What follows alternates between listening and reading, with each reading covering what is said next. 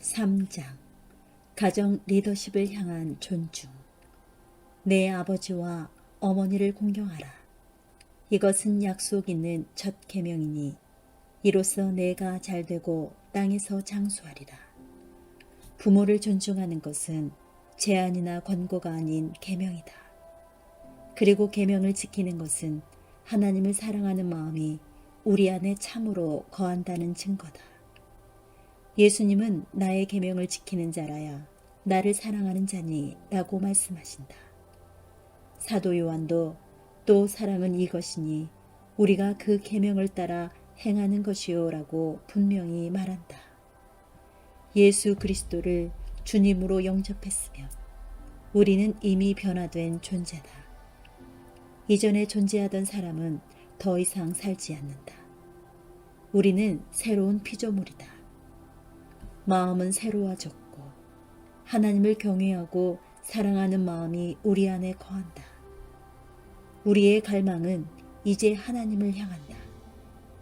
우리는 그분을 기쁘시게 해드리고 싶다. 오직 하나님의 계명을 지킬 따름인 삶을 살아가게 된다. 거꾸로 하나님의 계명을 습관적으로 무시하는 사람들은 성령을 통하여 예수 그리스도를 진정으로 만나지 못한 사람들이다.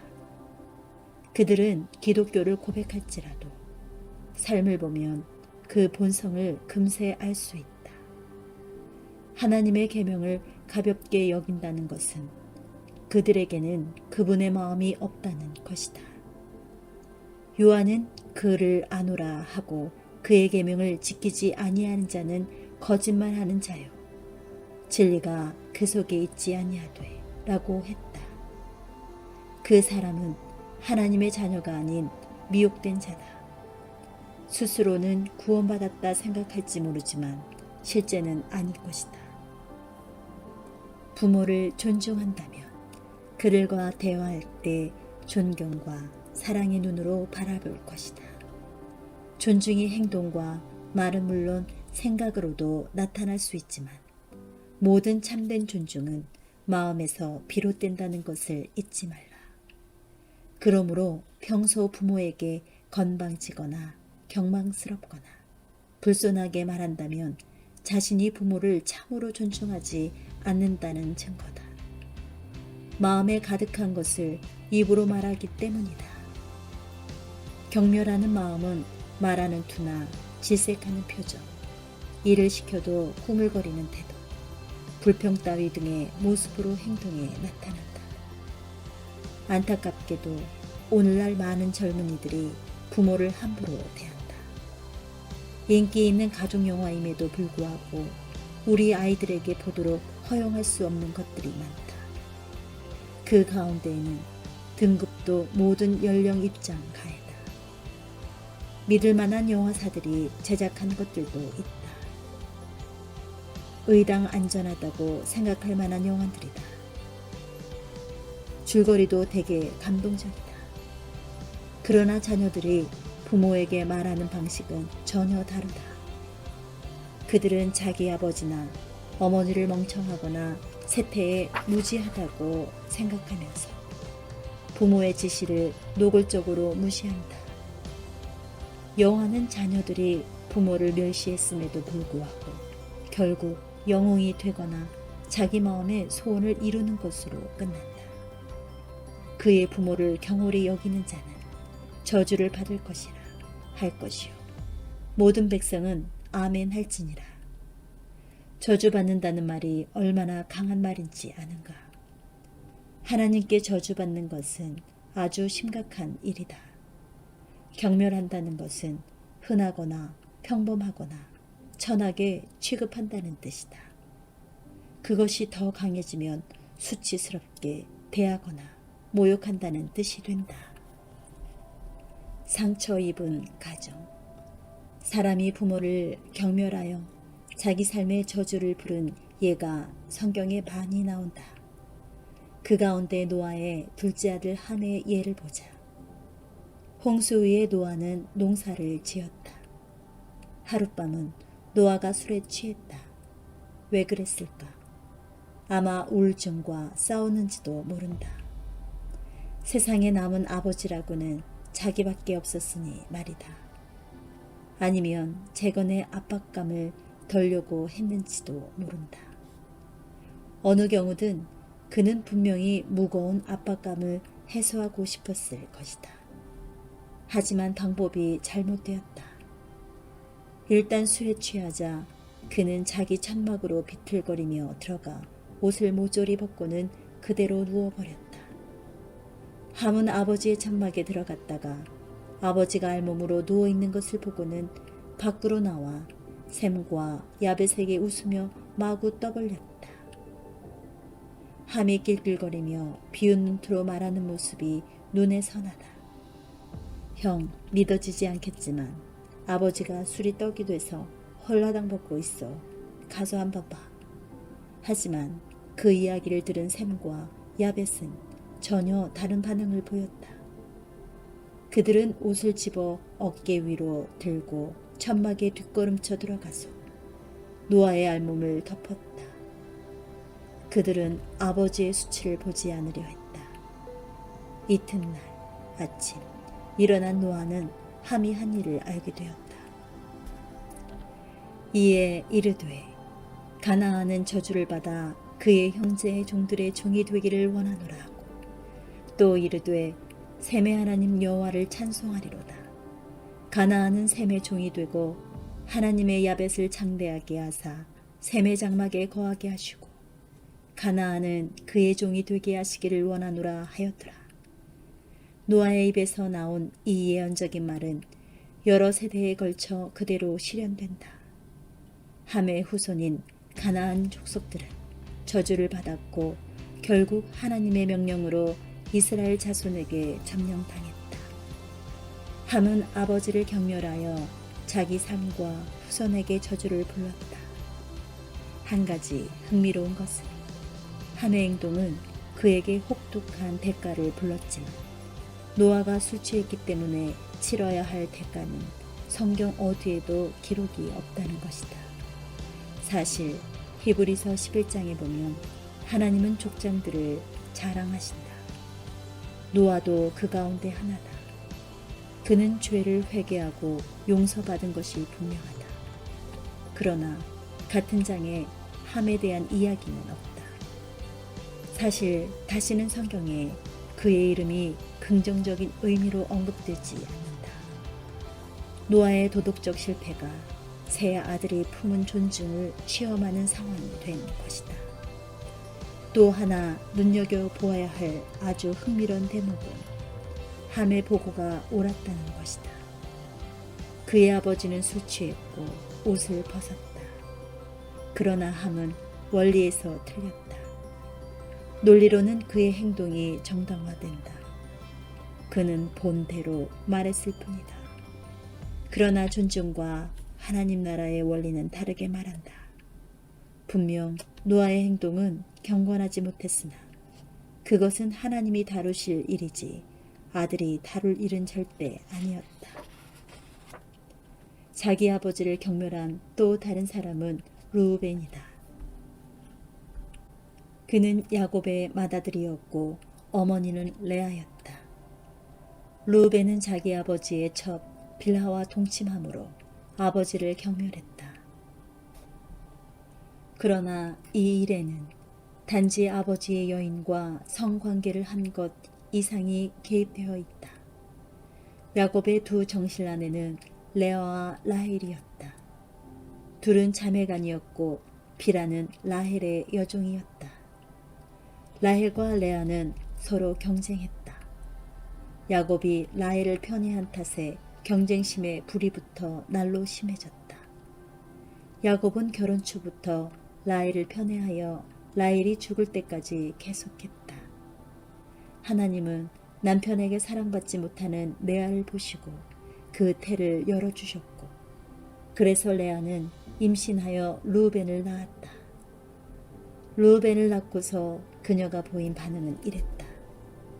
여호와께서 나의 괴로움을 돌보셨으니 이제는 내 남편이 나를 사랑하리로다. 얼마 후 레아는 둘째 아들을 낳았다.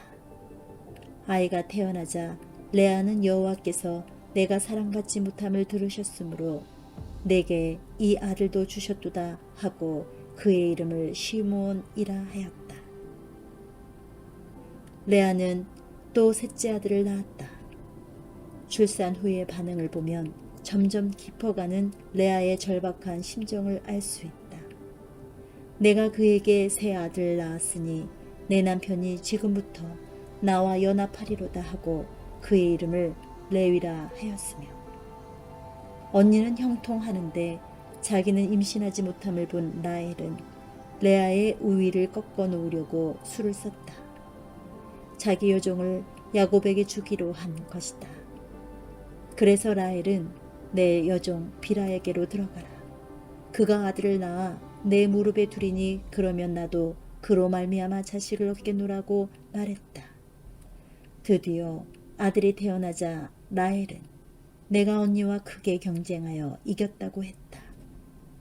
맏아들 루벤은 자기 어머니와 라헬 사이의 반목과 경쟁을 다 보았다.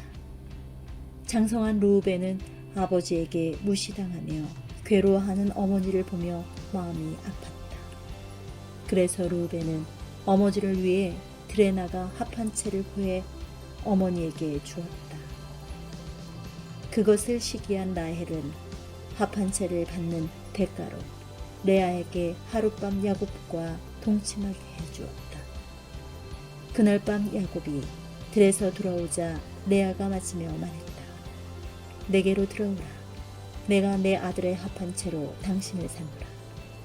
이 사건으로 미루어 보아 야곱은 거의 모든 밤을 라헬과 함께 잔 것이 분명하다. 레아는 값을 치러야만 남편을 얻을 수 있었다. 루벤은 이 모든 상황을 지켜보며 몹시 괴로웠다. 어머니를 향한 아버지의 냉정하고 무뚝뚝한 행동에 루벤의 원한은 분명히 하루가 다르게 깊어갔을 것이다. 그런 일은 침실에서뿐 아니라 모든 분야에서 일어났다. 시간이 흘러 야곱에게 10 아들이 태어난 뒤에 드디어 라헬이 자식 요셉을 낳았다. 라헬의 아들만 예뻐하는 아버지를 지켜보며 루벤은 더욱 한이 맺혔다. 요셉은 특별 대우를 받았고 다른 모든 형제들보다 더 사랑받았으며 아버지의 편애를 상징하는 멋진 옷까지 받았다.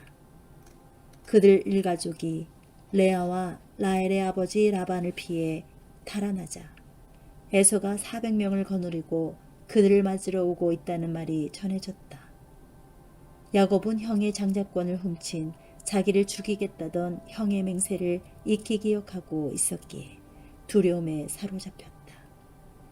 야곱은 자기 목숨과 자손들을 지키기 위해 가족들을 나누었다. 그는 그들을 그룹별로 자기보다 앞서 보내 에서를 맞이하게 했다. 만일 에서가 첫 그룹을 죽이면 야곱은 적시에 형을 피해 달아나 자기 목숨과 자기가 제일 아끼는 사람들을 구할 심산이었다. 그가 가족들을 어떻게 나누었는지 보자. 여종들과 그들의 자식들은 앞에 두고 레아와 그의 자식들은 다음에 두고 라헬과 요셉은 뒤에 두고 르우벤이 느꼈을 상처나 분노가 상상이 되는가. 르우벤 모자는 죽을 목숨이 되어 라헬 앞에 배치되었다. 반면 아버지는 라헬과 그 아들을 편애하여 자기와 함께 후미 그룹에 두었다. 시간이 흐르면서 원한도 점점 커졌다. 그러던 중 라헬이 둘째 아들을 낳다가 죽었다. 야곱은 몹시 애통해하며 묘의 비를 세웠다. 이 묘비는 대대로 남게 된다. 흥미롭게도 성경에 레아의 묘비 이야기는 없고 라헬 것만 나온다. 그러니 분명히 이 묘비는 아주 크고 웅장했을 것이다. 필시 이때쯤 르우벤은 독한 원한에 사무쳐 있었을 것이다. 라헬이 죽은 바로 뒤에 성경은 이렇게 말한다. 르우벤이 가서 그 아버지의 첩 비라와 동침하매 르우벤은 두 여인의 경쟁이 심화되는 것을 보며 고통 속에 살았다. 아버지가 라헬을 편애하고 자기 어머니를 사랑하지 않는다는 사실에 분개했다. 그가 비라와 동침한 것은 단지 성관계를 맺기 위함이 아니라 라헬의 천막의 수치를 부르고 그간 아버지의 행동들 때문에 당한 자신의 상처를 조금이라도 되갚으려는 심산에서였을 것이다. 형제들이 다 죽은 지 오랜 후에 하나님이 르우벤에 대하여 뭐라고 말씀하시는지 보라. 이스라엘의 맏아들은 르우벤이었다. 그러나 그는 아버지의 첩과 동침하여 아버지를 경멸했으므로 그의 장자권은 그 동생 요셉의 아들들에게 돌아갔다. 이 때문에 르우벤은 족보의 맏아들로 등재되지 못했다. 가장 주목해야 할 것은 레아를 무시하고 라헬을 사랑한 야곱의 행동이 잘못되었다는 것이다. 그것은 하나님 보시기에 좋지 않았다. 그래서 성경에 여호와께서 레아가 사랑받지 못함을 보시고 그의 태를 여셨으나 라고 했다. AMP에는 주께서 레아가 멸시당하는 것을 보시고 그 남편이 고통스럽게 한 부분에서 레아에게 복을 주셨다고 되어 있다. 르우벤은 정확히 본 것이다. 그러나 그는 하나님이 각 자녀의 마음속에 두시는 존중을 버리고 원한의 태도를 품었고 그것이 경멸을 부추겼다. 결국 아버지를 경멸하는 자신의 행동을 정당화하는 지경에 이르렀다. 그 대가는 혹독했고 급기야 장자권을 잃고 말았다. 지난 몇 년 동안 더 분명해진 사실이 있다. 다른 사람들의 잘못된 행동이 우리가 아는 옳은 행동에 영향을 미치도록 해서는 안 된다는 것이다. 모세의 삶에서 이 진리를 생생히 볼 수 있다.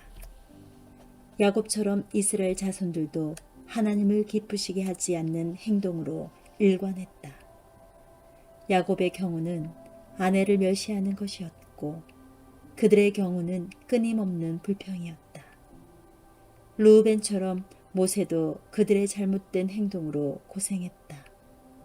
그들이 한 일 때문에 그는 40년 동안 약속의 땅을 거부당한 채 광야에 처박혀 지냈다.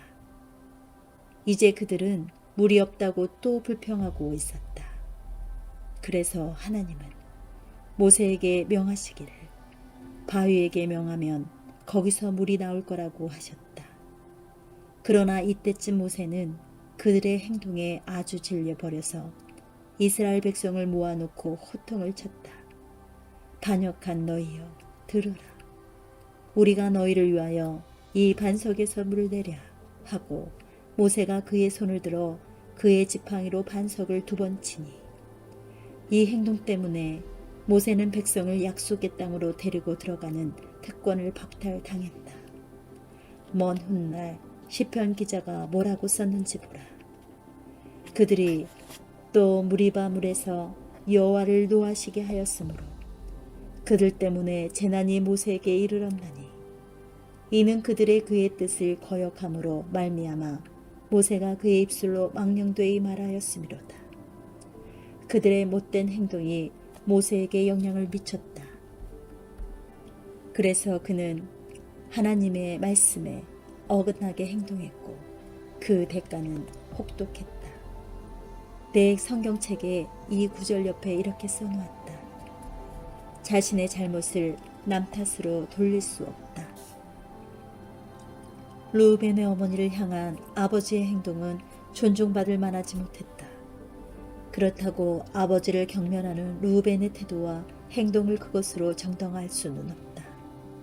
하나님은 부모가 선하든 악하든 부모의 행동이 존중받을 만하든 불명예스럽든 그것과 상관없이 부모를 존중하라고 명하신다. 우리는 항상 권위를 존중하고 복종해야 한다. 또한 권위에 순종해야 한다. 단 순종의 경우는 예외가 있다. 권위가 하나님 말씀에 어긋나는 일을 시킬 때는 권위에 순종해서는 안 된다. 예를 들어 부모가 자녀한테 학교 교사에게 거짓말을 하라고 시킨다면 자녀는 공손히 부모에게 이렇게 말할 수 있다. 엄마, 아빠. 저는 엄마, 아빠를 존중하고 공경합니다. 하지만 거짓말은 하나님께 죄니까 그것만은 할 수 없어요. 믿음으로 약속 얻기. 이번 장 첫머리에 나온 성경 말씀을 다시 보자. 내 아버지와 어머니를 공경하라. 이것은 약속이 있는 첫 계명이니 이로써 내가 잘되고 땅에서 장수하리라. 이처럼 존중에 대한 보상은 2배로 주어진다. 첫째, 당신이 잘된다. 보상을 받아 살면서 성공을 누리되 평안, 기쁨, 사랑, 건강과 함께 누린다. 둘째, 당신은 땅에서 장수한다. 어떤 불치병, 교통사고, 기타 예기치 못한 사고로 요절하지 않는다는 약속이다. 이렇게 생각할 수도 있다. 하지만 내가 아는 어떤 사람은 부모를 존중했는데 젊어서 죽었다. 그럴 수 있다. 당신은 또 이렇게 물을 수 있다. 그렇다면 이 약속이 왜 그들에게는 적용되지 않았나? 간단히 말해서 하나님의 약속은 자동이 아니라 믿음으로 얻어내야 한다. 이 말에 충격을 받았는가? 지금부터 성경에서 이 진리를 예증하고자 한다. 하나님은 아브라함에게 약속된 후손이 그의 아들 이삭을 통해서 오실이라는 언약을 주셨다. 내가 그와 내 언약을 세우리니 그의 후손에게 영원한 언약이 되리라. 아울러 확증의 말씀도 있다. 이삭으로부터 난 자라야 내 씨라 불리리라. 그렇다면 이삭에게 반드시 자식이 있어야 했다. 이삭의 아내는 누가 정하셨던가? 바로 하나님이시다. 아브라함의 종이 아브라함의 친족들 중에서 이삭의 아내감을 찾으려고 갔던 일을 떠올려 보라. 도착해서 그는 이렇게 기도했다.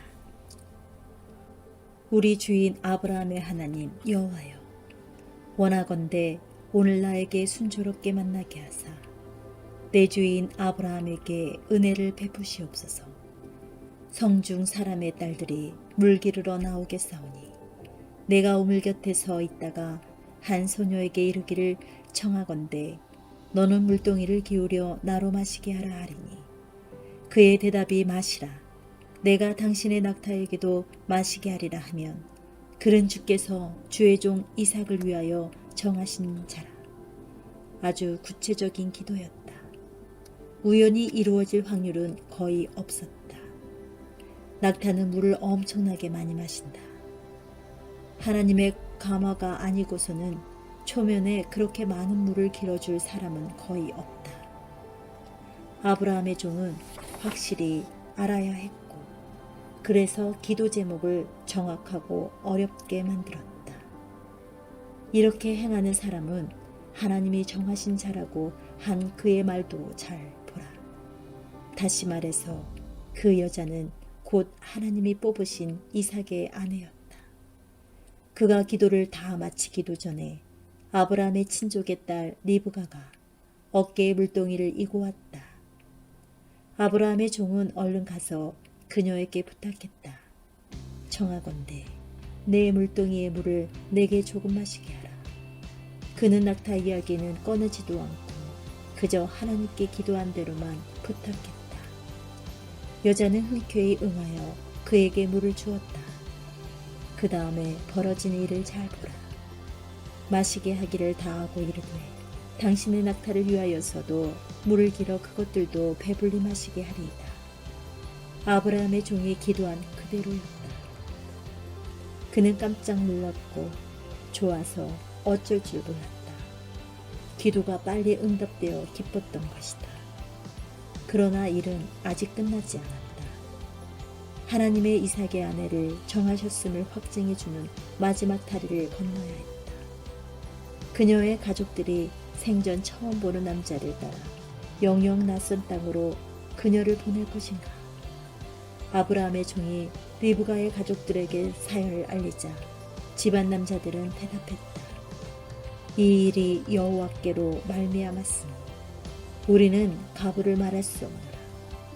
이튿날 가족들은 그녀와 함께 떠나도 좋다고 허락해 주었다. 그렇게 아브라함의 종은 그녀를 이삭에게 데려왔고 마침내 둘은 결혼했다. 하나님은 이삭에게 이 여자를 기적적으로 뽑아주셨다. 그런데 결혼하고 보니 리브가는 아기를 낳을 수 없는 몸이었다. 이 무슨 일인가? 이삭을 통해 후손이 오시리라 약속하신 하나님이 어째서 이삭에게 불임 여자를 뽑아 주셨단 말인가? 하나님의 약속은 자동이 아니라는 사실 속에 답이 있다. 하나님의 약속은 믿음으로 얻어내고 받아야 한다. 이삭이 그의 아내가 임신하지 못하므로 그를 위하여 여호와께 간구하며 여호와께서 그의 간구를 들으셨으므로 그의 아내 리브가가 임신하였더니 AMT에는 이렇게 되어 있다. 아내가 자식을 낳을 수 없어서 이삭은 아내를 위하여 주께 간절히 기도했다. 주께서 그의 기도를 들으셔서 그의 아내 리브가는 임신했다. 그는 뭐라고 기도했을까? 이렇게 부르짖었다. 하나님, 저를 통하여 나라들과 왕들이 나고 제 자손을 통하여 그 약속된 후손이 오시리라고 주께서 약속하셨습니다. 제 아내가 자식을 낳을 수 없다면 그 일이 어찌 이루어질 수 있겠습니까? 오 주님, 기도하오니 리브가의 태를 열어주셔서 주의 약속대로 그 후손이 오시게 하옵소서. 말씀을 선포하라. 우리가 알아야 할 영적인 법칙이 하나 있다. 여호와여, 주의 말씀은 영원히 하늘에 굳게 섰사오며 주의 말씀은 영원히 하늘과 땅에 굳게 섰사오며 라고 하지 않았다. 그분 말씀이 영원히 하늘에 확정되었다고 말하고 있다. 땅에 대해서는 이런 반구도 없다. 그렇다면 그분 말씀이 땅에는 어떻게 확정되는 것일까? 성경에 이런 말씀이 나온다. 두세 증인의 입으로 말마다 확정하리라. 말씀이 확정되는 것은 두세 사람의 입을 통해서다. 이제 하나님이 뭐라고 말씀하시는지 보라. 내 입에서 나가는 말도 이와 같이 헛되이 내게로 되돌아오지 아니하고 나의 기뻐하는 뜻을 이루며 내가 보낸 일의 형통함이니라. 그분의 말씀은 어떻게 그분께로 되돌아올까? 우리의 입을 통해서다. 하나님이 첫 번째이시고 우리는 두 번째다. 즉 이미 그분 입에서 나온 그분의 말씀을 우리 입으로 말할 때 그 말씀을 이 땅에 굳게 세우는 것이다. 이 놀라운 진리가 보이는가? 하나님은 이삭을 통해 그 후손이 부르심을 받으시리라 약속하셨다. 그러나 이 말씀은 이삭이 입으로 말해야만 자신의 삶에는 물론 가족들의 삶에 설 수 있습니다. 하나님은 말씀하시기를 우리가 부모를 공경하면 친히 장수를 약속하신다고 하셨다. 우리가 믿음으로 이 약속을 말하면 우리는 그분이 이미 하신 말씀을 자신의 삶 속에 굳게 세우는 것이다. 우리는 말씀을 여기 이 땅에 굳게 세우는 두 번째 입이다. 지금 나는 가슴이 터질 듯이 벅차오른다. 그렇다면 우리는 질병을 똑바로 응시하며 하나님이 언약하신 장수의 약속을 선포할 수 있으며 그러면 질병이 도망갈 수밖에 없다는 뜻이다. 여행 중에 가정에서 위험이 도사리고 있는 모든 곳에서 당당히 안전을 선포할 수 있다. 천만인이 나를 에워싸 진친다 하여도 나는 두려워하지 아니하리이다. 하나님이 장수로 나를 만족하게 하시며 내게 그분의 구원을 보이실 것이기 때문이다. 또 우리가 절된다는 약속도 선포할 수 있다. 난관에 부딪힐 때, 황량하고 절망스러운 상황에 처할 때 담대히 말할 수 있다. 나는 부모를 공경해왔고 그러면 내가 잘 된다고 하나님이 언약해 주셨다. 내가 예수님의 이름으로 결핍, 불화, 우울, 역경이라는 벽에 명하노니 물러나 길을 비켜라. 하나님의 모든 약속에 대해서 그렇게 할 수 있다. 풍성하게 누리며 살아가는 사람들과 가진 것 없이 고생하는 사람들의 유일한 차이는 우리 입으로 하는 말이다. 하나님은 말씀하신다. 내가 오늘 하늘과 땅을 불러 너희에게 증거를 삼노라. 내가 생명과 사망과 복과 저주를 내 앞에 두었은즉 너와 내 자손이 살기 위하여 생명을 택하고 우리가 생명을 택해야 한다. 우리가 생명을 택하지 않으면 사망이 이미 이 땅에 활동하고 있기 때문이다. 그렇다면 어떻게 생명을 택하는가? 죽고 사는 것이 혀의 힘에 달렸나니 혀를 쓰기 좋아하는 자는 혀의 열매를 먹으리라. 우리는 하나님의 언약에 동조할 수도 있고 사탄의 저주인 결핍과 질병과 죽음에 동조할 수도 있다. 그리고 안타깝게도 너무나 많은 사람들이 이 진리에 실족한다. 그래서 야고보는 말한다.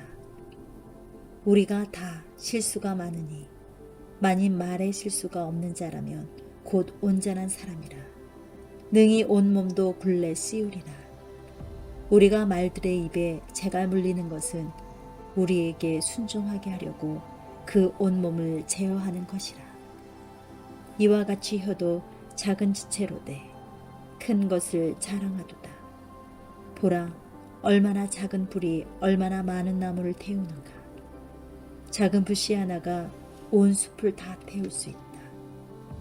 마찬가지로 두려워 떨며 한 말이 삶을 파멸로 이끌 수 있다. 하지만 우리에게는 하나님의 언약의 약속들이 있다. 일단 그 약속들을 마음속에 두면 우리 입은 그에 합당하게 말할 것이다. 야고보는 혀가 물의 샘 같다고 말한다.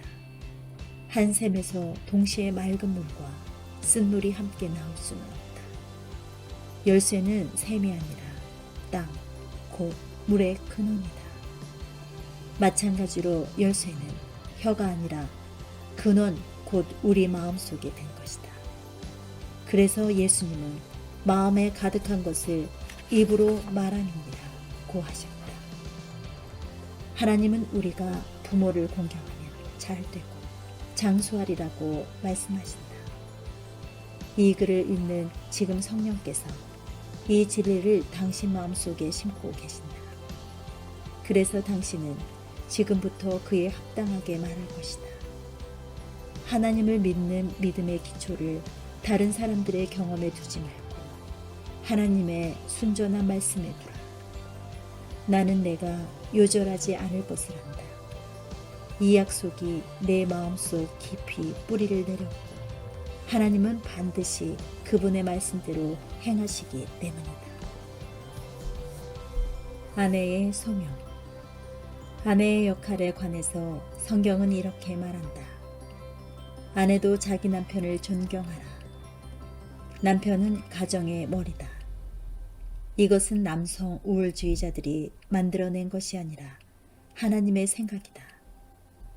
아내가 주도하거나 지배하는 가정, 남편이 머리로 존경받지 못하는 가정에는 참된 평안과 축복이 없다.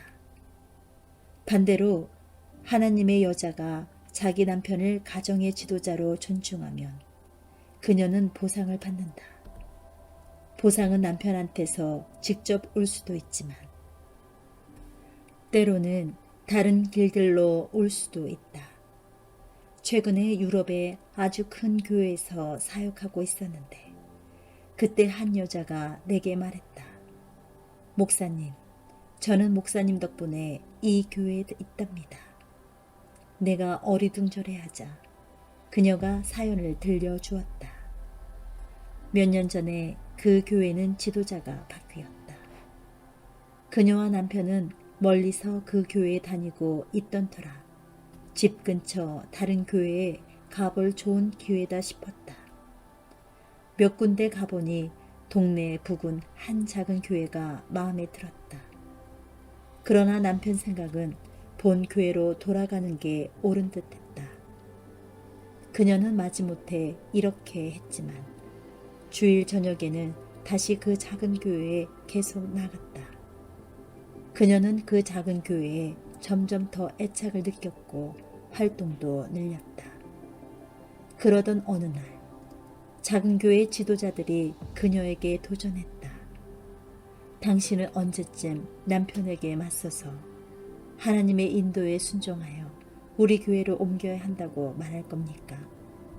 그날 밤 그녀는 남편에게 교회를 옮기겠다고 통보했다.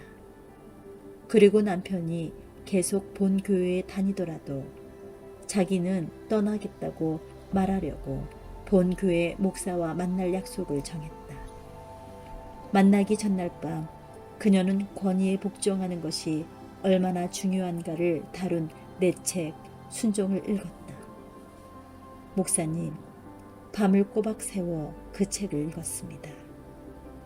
하나님과 남편에 대한 저의 반항을 깨닫고 처음부터 끝까지 울었습니다. 이튿날 저는 남편과 목사님에게 회개했습니다. 그녀는 자원하여 본 교회로 돌아갔다.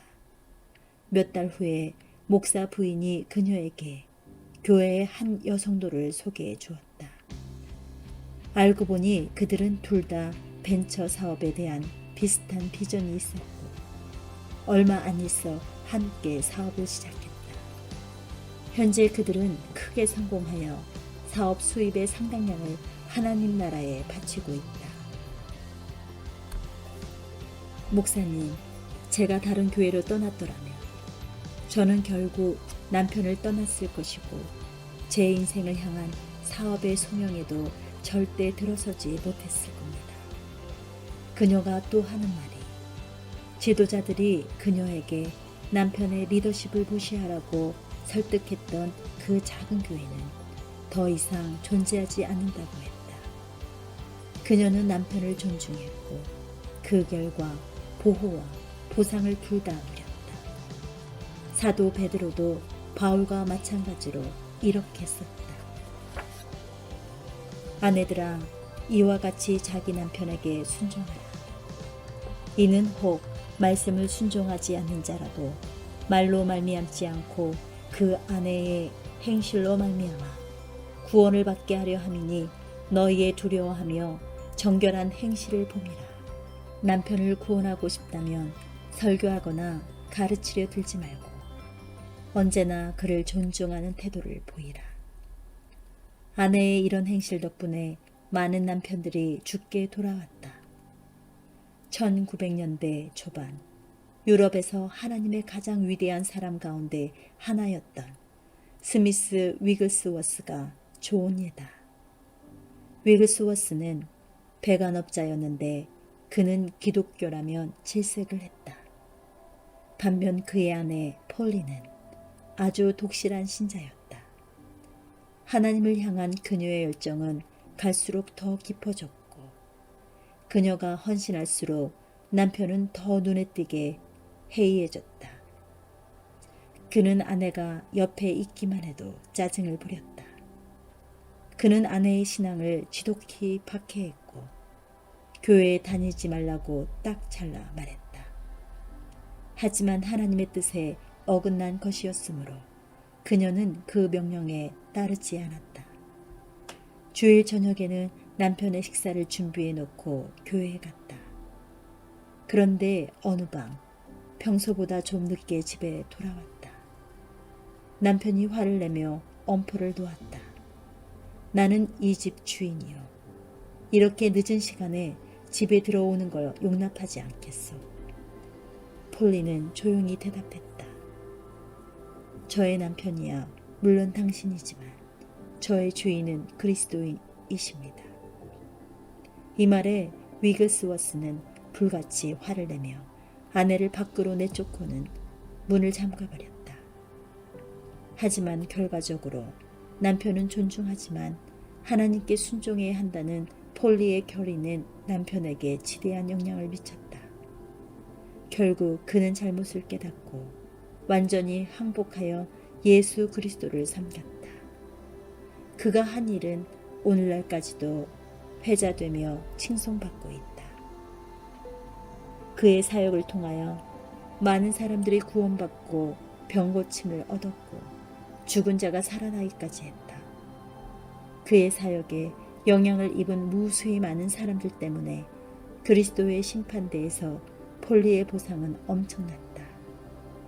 그녀는 변화된 남편만 아니라 내세의 풍성한 소화까지 보상으로 얻었다. 이제 분명히 알겠는가? 성경이 우리에게 존중을 가르치는 것은 존중의 대상들을 위해서만 아니라 우리 자신을 위해서다. 마땅히 존중할 자를 존중하지 않을 때 우리가 그 손해를 직접 당한다.